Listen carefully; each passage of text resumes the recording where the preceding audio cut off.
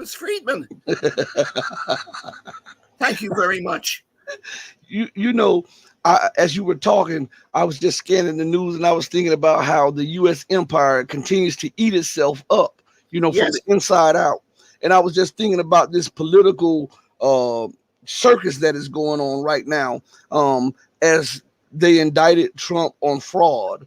And so this article says U.S. judge finds Trump committed fraud by inflating wealth assets in New York civil case. Now, that if that's the case and they want to hold him because he inflated his assets, then they would have to charge nearly 90 to 98% of all people living in America with fraud. And I'm trying to figure out why is nobody even mentioning this? Because there are times when people filled out credit applications, or there are times when people filled out a lease agreement for a car, a home, a boat, or whatever, and they've inflated their assets. That's the American way. That's the Western way.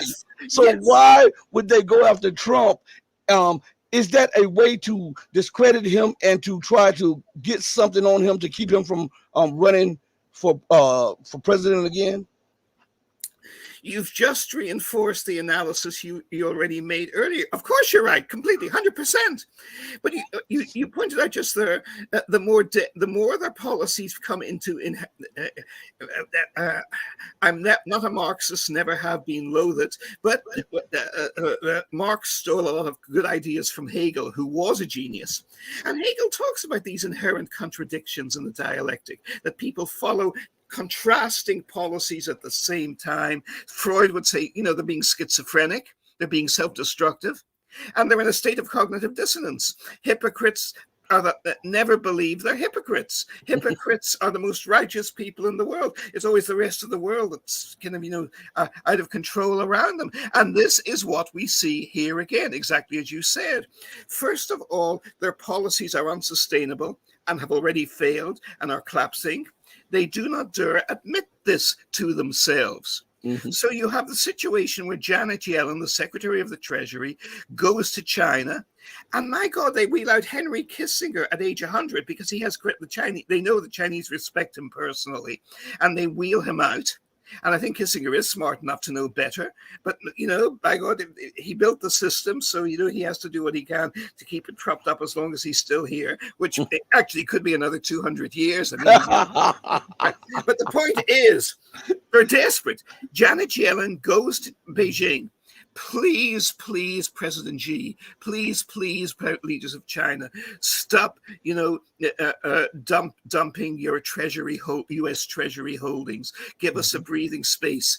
Yes, of course, we are threatening you with war. Yes, of course, we are trying to choke you in and choke you in the South China Sea. Yes, of course, Chinese Americans are being slaughtered in hate crimes as a direct consequence of the lies we are telling about them and about China. But we don't really mean any of it. Just keep buying our treasury bonds for another 6 months until we feel it's safe to start lying at you and setting up more missiles around and military bases around you again. And, just be nice to us anyway. They do not see their own hypocrisy. They do not see the cognitive dissonance in this. No, it's the fault of China and it's the fault of Russians for acting in their own self-interest to try and protect their own countries from being dismembered. China was dismembered for 100 years as a direct result of British and French imperialism, and America made huge profits from that too. The great and sainted President Franklin Roosevelt, and I am in general a great admirer of President Roosevelt, but he made no secret about this. In this sense, he wasn't a hypocrite. Actually, he was, but he wasn't conscious of it. He enabled an open-door policy towards China. And his own family, he came from enormous inherited wealth. And how was the wealth made? It was made by his Delano grandfather selling opium to China. the fentanyl of the day, destroying Chinese civilization, destroying hundreds of millions of lives. And the British Navy and the French Navy and armies fought 2 wars in 1839 to 1842 and in 1859 to 1860. And they blasted open the doors of China when the Chinese governments of the day were trying to prevent this flood of drugs, of opium, which was produced in those days not in Afghanistan or in Mexico or in Colombia, but in British-controlled India, and was being sold through Hong Kong for vast, vast profits.